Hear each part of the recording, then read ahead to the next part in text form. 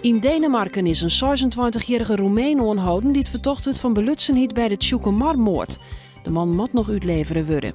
Juni dit jaar werd op een parkeerplek bij Sint-Niek het verbaande lichaam van een 35-jarige Amsterdammer.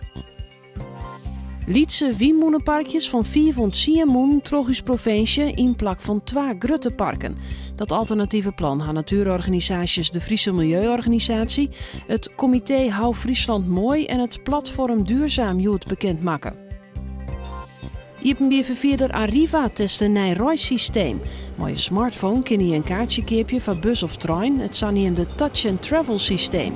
Het zou een stuk gebruiksvriendelijker wezen dan de OV-chipkaart, omdat je net meer in- en uitchecken moet.